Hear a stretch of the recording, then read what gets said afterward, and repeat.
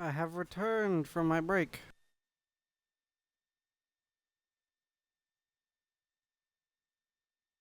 So where were we?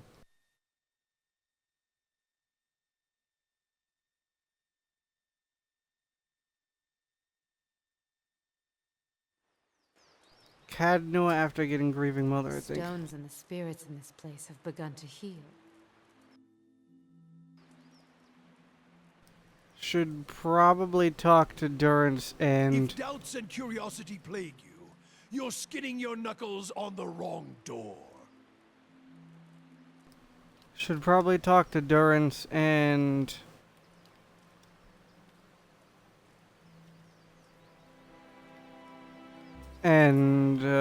grieving That mother. symbol?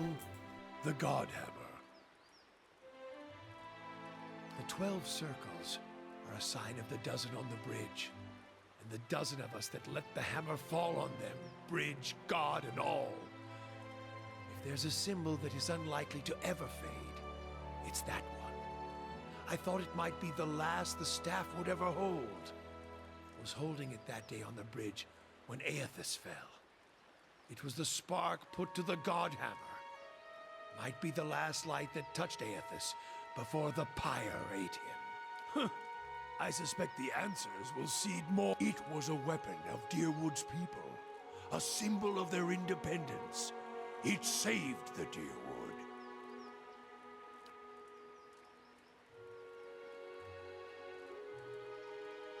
If you fear for my spirit, your fears are baseless. The god, it seemed time to find the teachings I had lost, and to carry out the goddess's will in the purges. Aethys's faith still remained. He he mentioned all this already. The cost of troubling me seemed... Oh, has my talk raised more questions? A true Many. surprise. Do I value her? Why, I hold value in all whores. For a whore, their motivations are honest.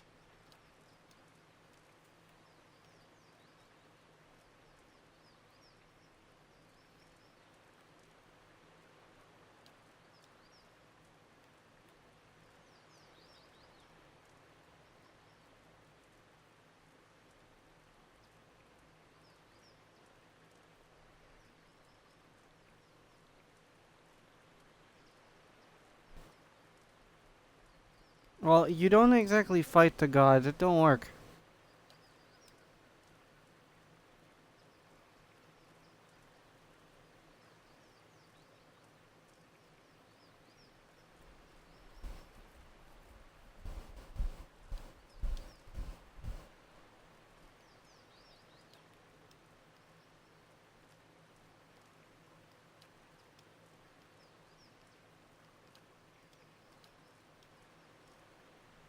Okay, well then what about grieving mother?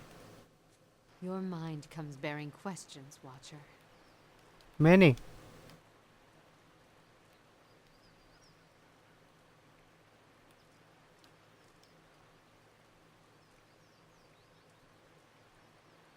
The title came unbidden. I do not know why I spoke of it. Yet it seemed the right mantle, a familiar one.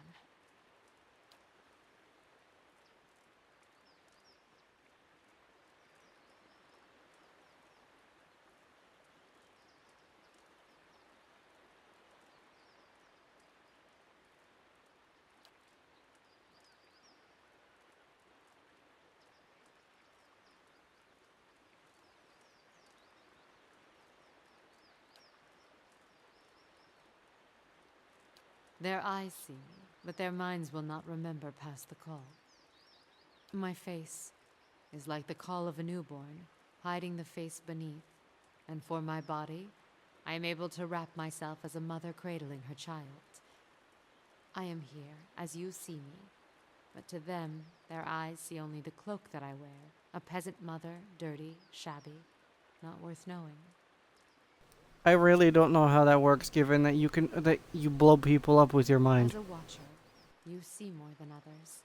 To the eyes of most, I am as unseen as the spirits you share memories with.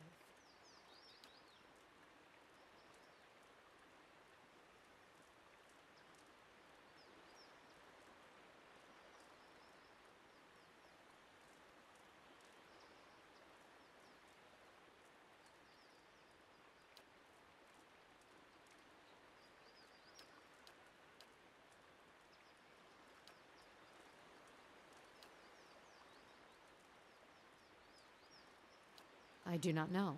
What do you speak of? If you were in my thoughts, I could not feel your presence, nor do I know what you saw there.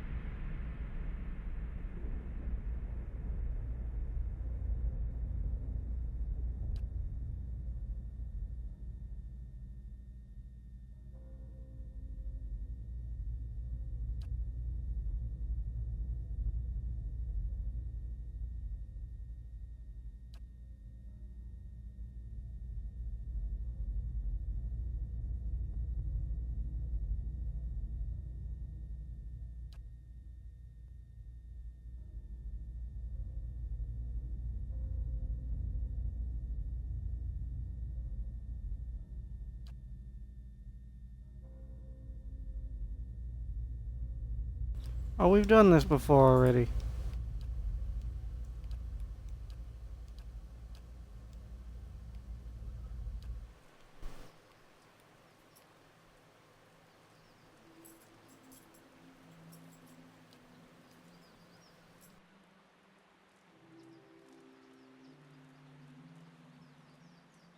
And what did you see in my memories? I would hear you speak of them.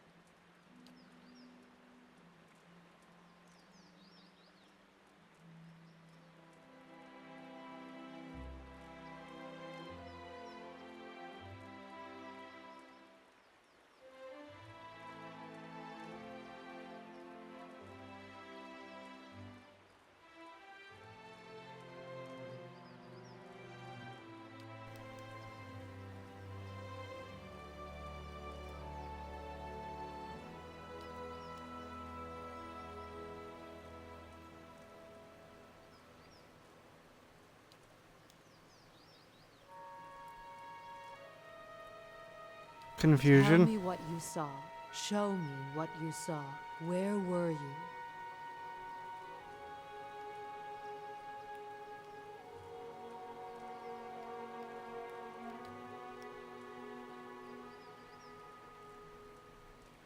The stone of the plateau.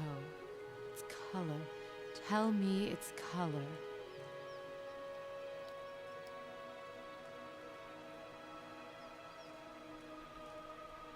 And what did these hands hold?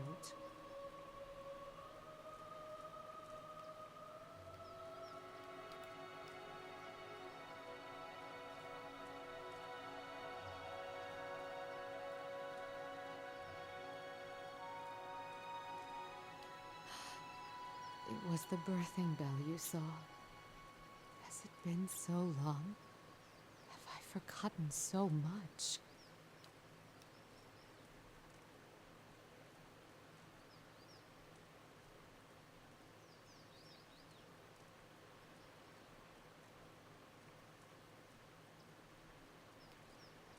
It is a plateau formed of the spirit stone Audra.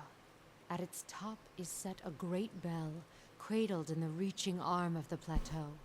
It stirs in the wind, and it sounds for leagues when struck by kith hands. In distant times, the great bell served as a Glanfathan watchtower, perhaps. Why they abandoned it, I do not know. Other men came in time, settlers, and claimed the tower as their own. I, in turn, claimed it from them. The pillar became a cradle where I could draw new souls into the world.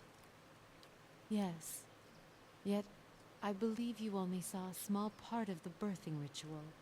It is not all in a moment, nor in a day. It is a journey of many years between the child, the mother, and I.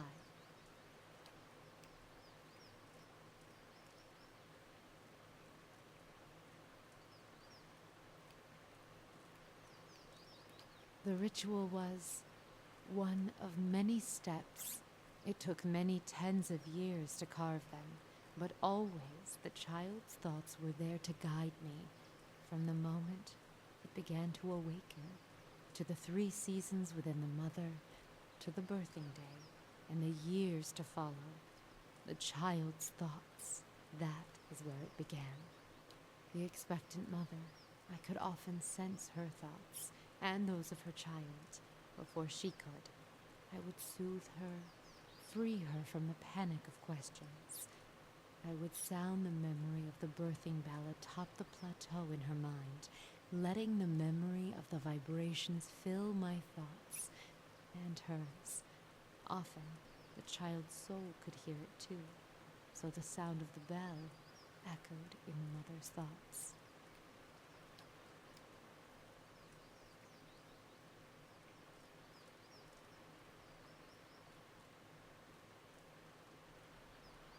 This is all very confusing.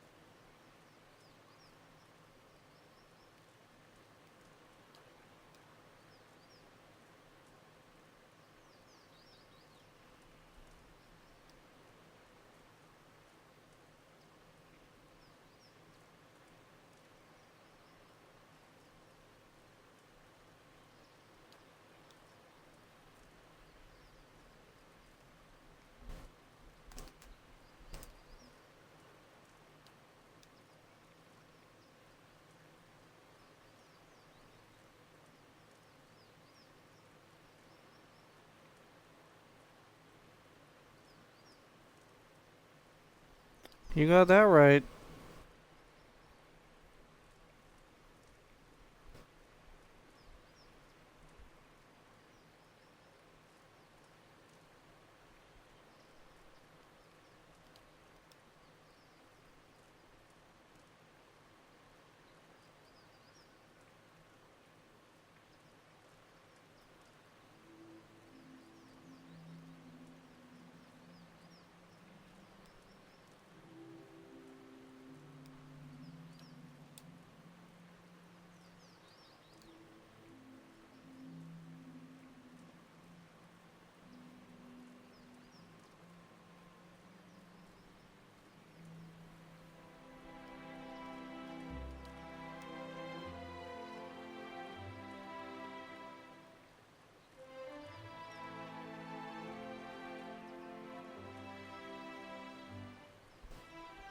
I wonder if this woman is related to Barrett in some way.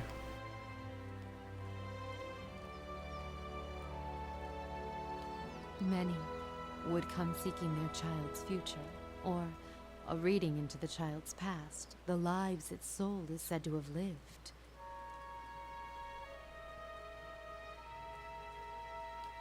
Such things are not mine to see. I meant no offense.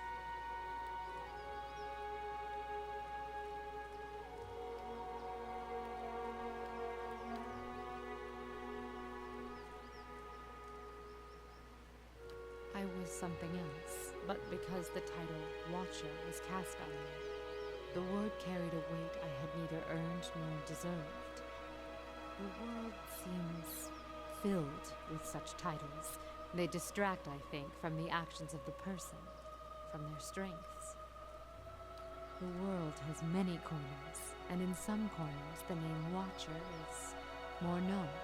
It is an easier title than others, and at times it is easier to wear. Placing a title upon what is unknown can dispel the fear of it, and I did not fight it.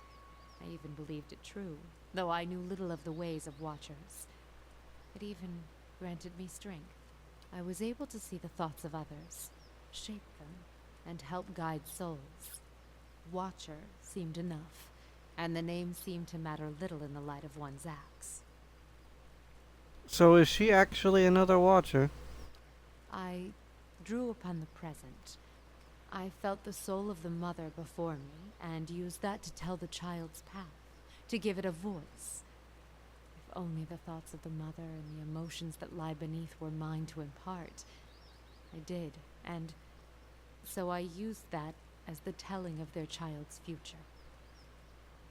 Futures fulfilled by one's own spirit are as strong as anything seen by another's eyes. And if one draws from the emotion of the mother, it matters only when harm is done. And their lives I knew well.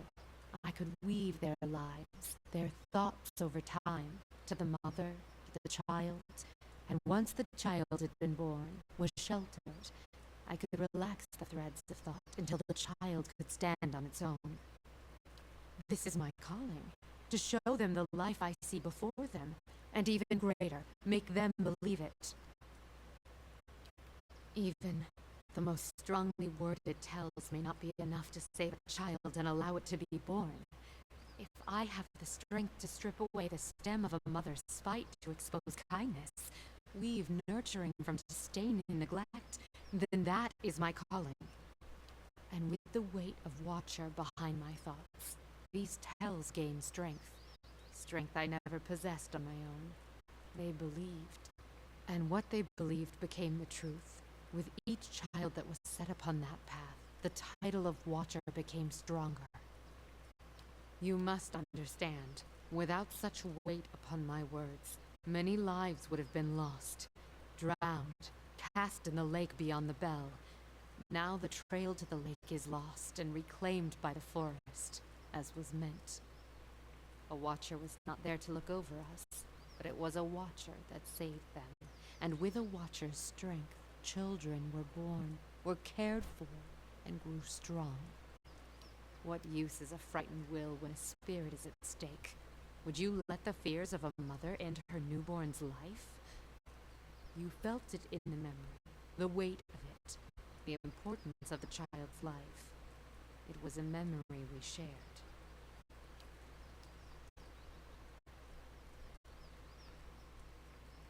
A greater good was done, and children were saved.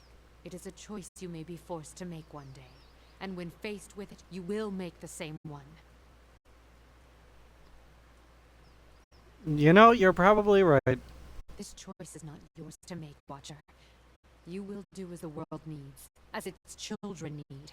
It is greater than you and your twist of sight.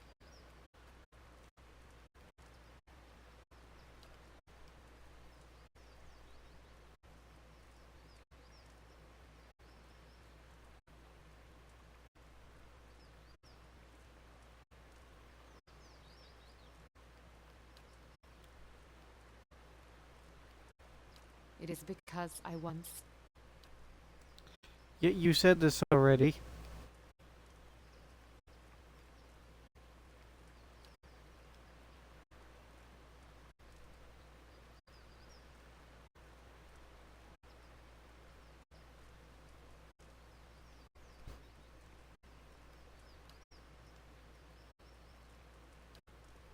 Yeah, you said this already.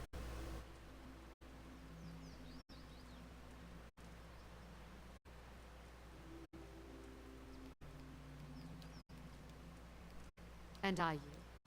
In asking, we reveal ourselves to each other.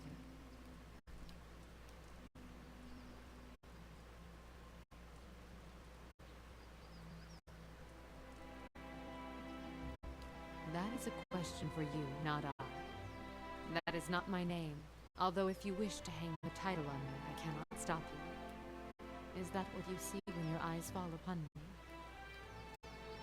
Odd.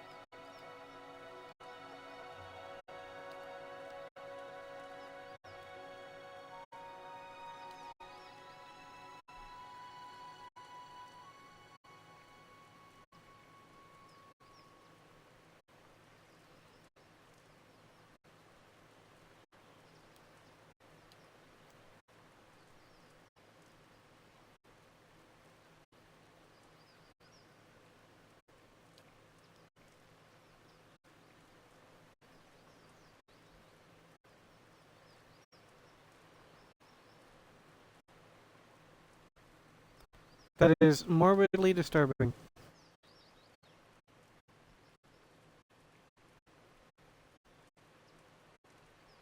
And kind of wholesome in a weird way.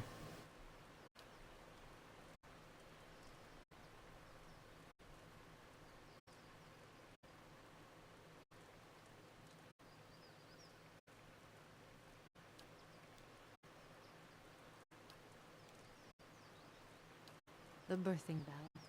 It is where I could draw new souls into the world.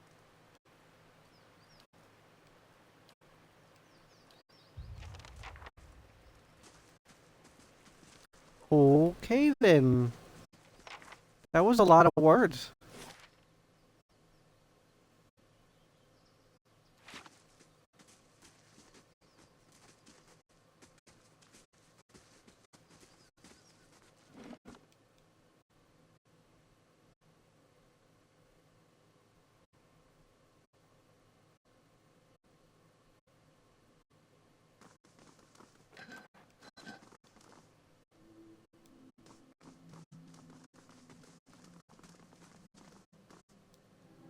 My lady, you've received a letter. Delivered with some urgency, as it happens. I thought the messenger might swoon, poor dear. It's from Stalwart. Apparently the mayor, Renengild, has heard of your success here at Cadnua, and hopes you can be of aid to her people as well. Stalwart is a mining community, and at one time they enjoyed a great deal of influence. Renengild hopes to reclaim old glories, I expect. It seems she's intent on gaining access to Durgan's battery. And she's offering quite the reward to anyone who can get inside. A reward, she says, for getting into the battery. That's a reward of its own, surely. I couldn't say, my lady. I do know that Renengild expects that anyone entering the battery will likely encounter spirits, much like those you were faced with here at the Stronghold. Let us hope there are no mad watchers, at least. There are many legends concerning the battery. As the Earl told it, the dwarves fought amongst themselves, each seeking to use the battery to further his or her own ambitions.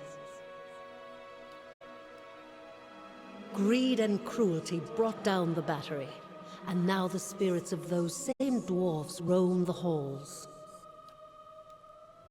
Whatever happened, the battery has been impenetrable ever since. A shame. I don't doubt that there are great treasures still within those halls. Oh, just think! The greatest of the dwarven strongholds, ours to explore! I should mention that among those rumored to have answered Reningild's summons is a certain group I believe you may have an interest in. Followers of Woodacre, intent on reaching Stalwart and the Battery. I do not know what they seek there, but I thought it worth mentioning, given your interest in the ruins at Defiance Bay. Now that I've delivered Reningild's message, there is also a local matter of some concern, my lady. A mercenary band has been sighted to the northeast. I believe they mean to take Consul Hot's tower, and I don't expect the Archmage will go quietly. Consul Hot's one of the greatest wizards of our generation! Yeah, but Consul's also a complete ass. The Torn Bannermen are a deadly fighting force, and Consul Hot himself has sent many travelers to their graves. I would caution you to stay clear of the region if you do travel to the White March. It's not that I doubt your courage, my lady, but Consul Hot alone boasts power of a different scale altogether to those foes you have faced thus far. Given more time, perhaps you will match him. I mean, yeah, he's an archmage. If the Bannermen succeed in their efforts, I fear they may turn their attention to Cadnua. I will keep you apprised of the situation, my lady. A famed archmage. I am given to understand that the Brackenberry Sanitarium puts much stock in his work as regards the manipulation of the soul. His spells are widely circulated. But he is poorly regarded in many circles. Some call him a madman, or else cruel and barbarous. He must be very old by now. Perhaps that is why the Torn Bannermen believe they can best him. Little enough, I'm afraid. The Torn Bannermen are well supplied and well organized, and there are rumors that they are backed by an unknown benefactor. They have proved remarkably effective in the past, and they are certainly a threat now. Safe travels, my lady.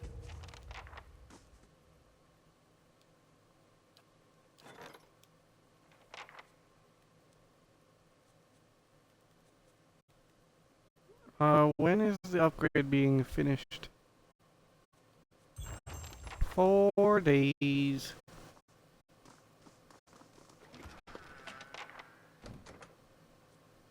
Oh, so this is where the items end up.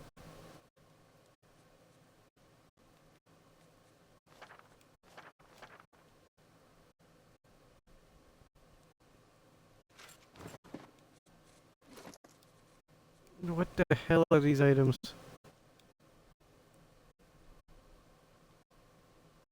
Immunity to blinding?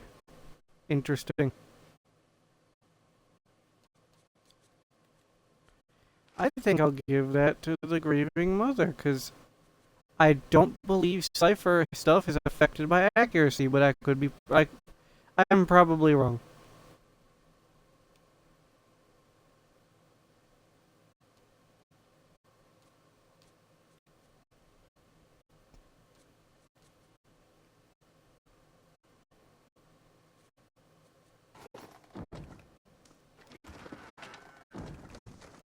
Good day, stranger.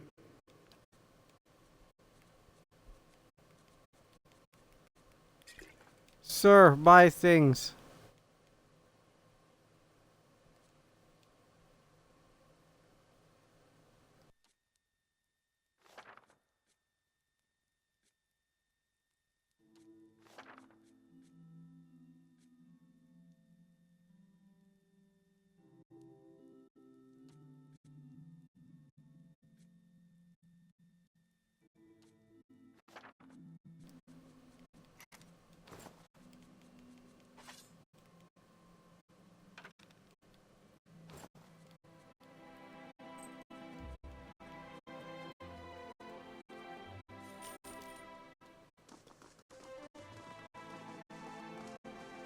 Alright, let me check the barracks just in case.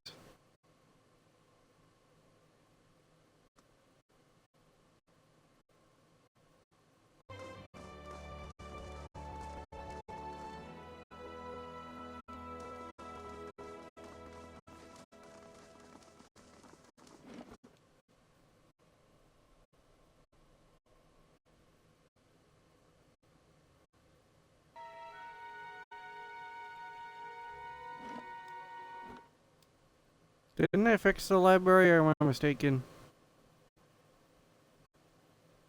Find a good epic and a flask of Adira brandy, and I could spend some time here.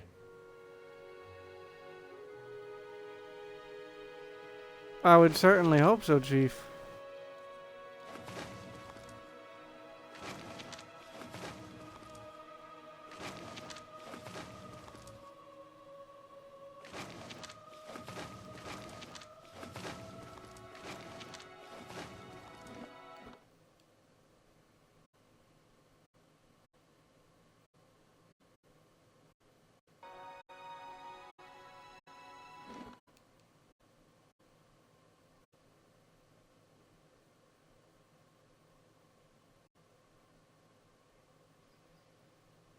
The stones and the spirits in this place have begun to heal.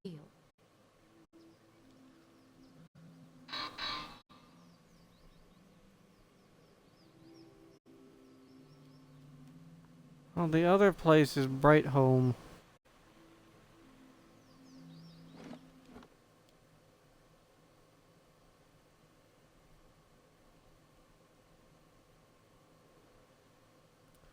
Not exactly sure what the lab does, but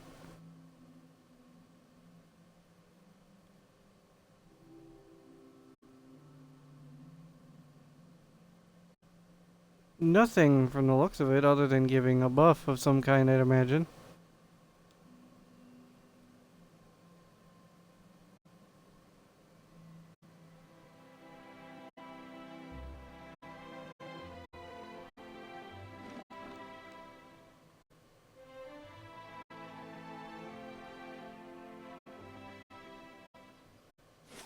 The stones and the spirits in this place have begun to heal.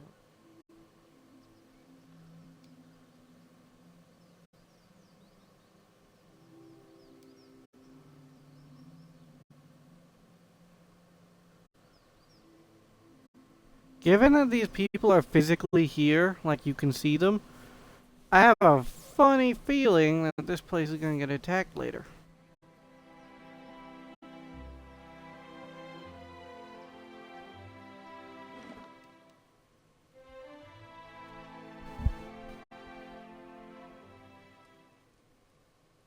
Gods keep you.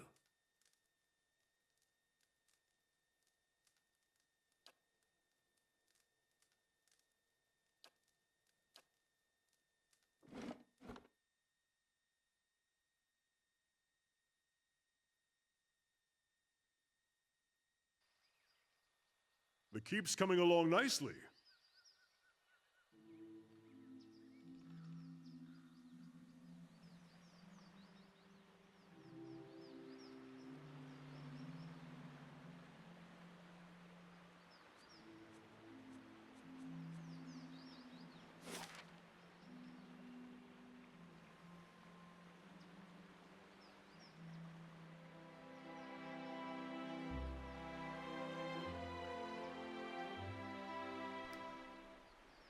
I don't remember what that's for.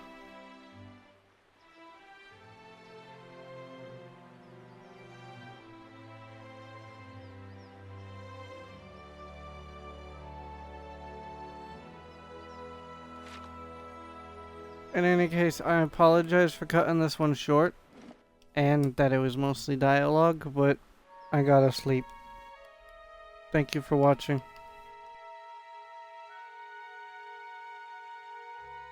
It was nice.